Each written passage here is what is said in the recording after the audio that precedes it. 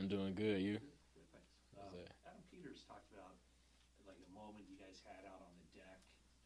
What do you remember about that, and why it would have kind of stuck with him as maybe a defining moment in the hmm evaluation process of you? I'm trying to remember.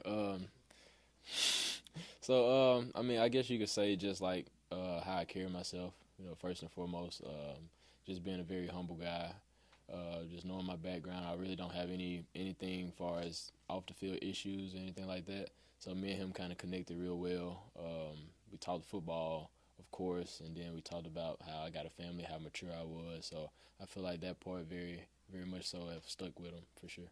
He talked about your maturity a lot. Actually, is that something that you've always been somewhat wise beyond your years, or Yes, did that ma'am. happen just circumstantially? Yes, ma'am. So I have a mom and dad still in the house. So like, they're constantly always telling me, what's right and what's wrong. Kind of giving me wisdom on the things that they used to go through back then. And then just being on the path with, first getting married to my wife now and being on that journey before we got our little baby. They've definitely given us some advice and some wisdom on that, and it helped us grow with our relationship. And then the moment we got our child, they also gave us some advice on that too, and it just continues to, build up our maturity level as well. What was some of the advice they gave you as a parent? So as a parent, um, for one, cherish the moments with your baby because they're going to grow real fast, and she definitely is growing real fast. Um, Also, just keeping them first. Making sure I take good care of them. Don't let nothing happen to them. Also, just being the man of the house. Setting a good example for my daughter, and just even in general, just setting a good example for anybody in the world that's watching me too. So How old is she? she's actually 2 months. What's her name? Darrell Luter. How to spell it? N-E. You trying to put me on the spot there. I see.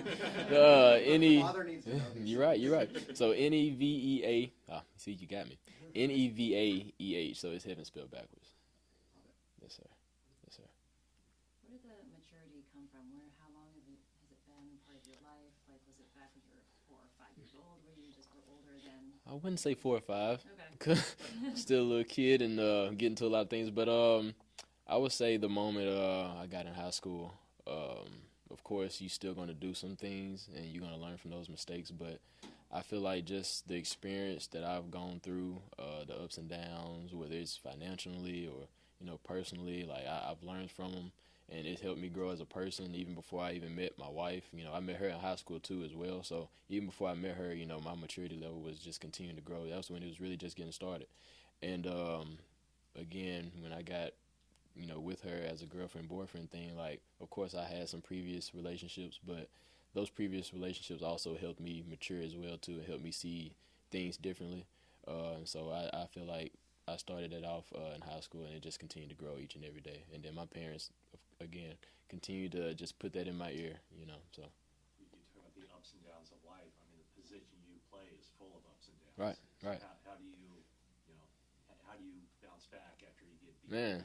So honestly, like it don't get to me like that as much. At that point, like I'm ready to like let's run it back again because it's not gonna happen. It's not gonna happen no more. So like let's say a game I'm playing, I got beat or I got scored on, and let's say I'm not able to get my revenge that game where I'm waiting for next week where I can go and practice. I can do what I gotta do, then wait for that game to come that way I can fix those mistakes. Because one thing I do know is when you make a mistake in the game, it's going to it's going to come back, and so you just want to be able to fix it and not let it happen again. So, You probably didn't get beat too much in no, college, did you? no sir, no sir, that's right. Who's your toughest assignment? What receiver do you kind of look back on and go, that guy was Uh, Only person I could really say is I can't remember his last name or his first name, but he played with West Kentucky.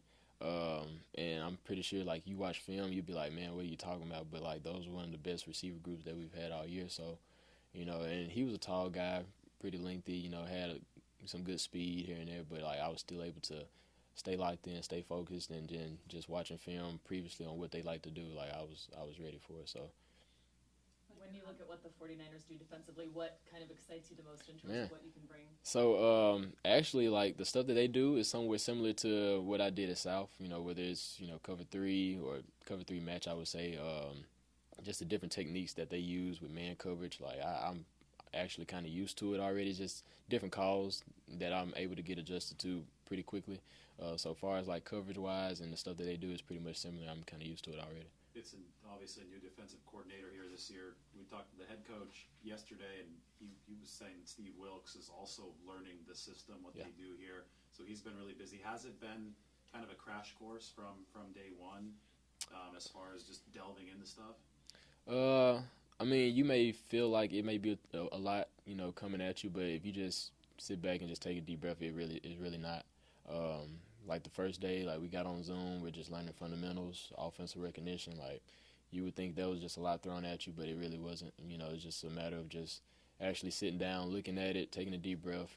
Just taking it one day at a time. Honestly, and that's how I really cope with things. Taking it one day at a time, taking a deep breath, making sure that don't stress me out. So.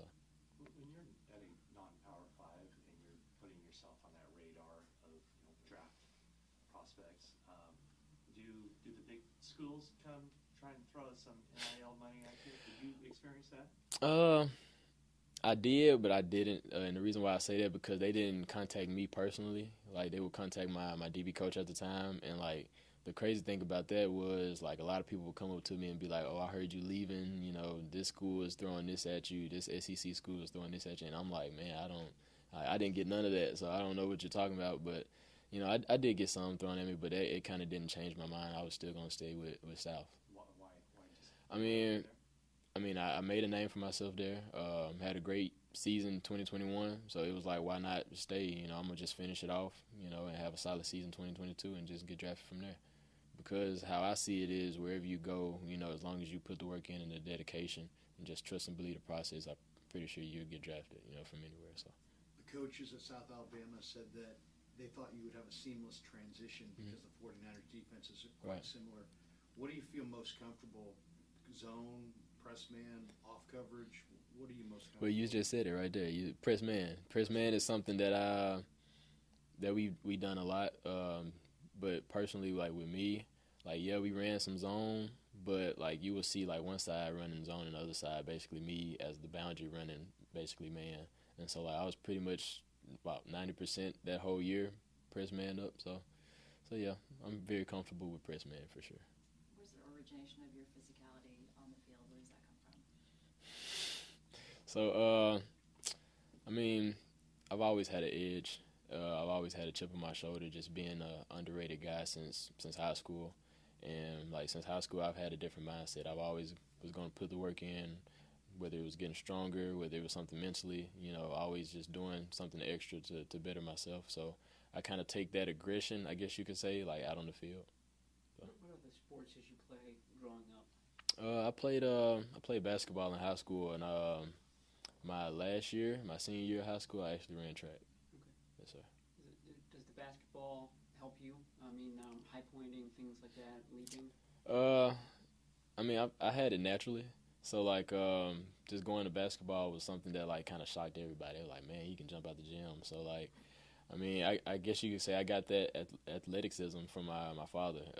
If you let him say it, he played everything. Baseball, track, basketball, football, like, you name it. Like, he's been through it all. So yeah, I definitely got that from him. When you talked about press man jumping from South Alabama to NFL, obviously there's a difference. There's a DK in that cap. Right. I mean, will you have to? I mean, you're not the biggest guy. Right. Will you have to change your style when it comes to that, just to adjust? Well, you got to have different tools for different receivers. You can't choose the same one every time because they're going to always find something to beat it with. So, you just got to switch up what you do. Not necessarily everything. You ain't got to just change it completely, but just switch up something, So, and that's how I approach it, just being in this defense, doing what we do and the scheme that we run, I feel comfortable, with any receiver that I match up against. So. Couple more? You guys good? Yeah, thank you for the questions. Thank y'all. Very much. Yes, sir.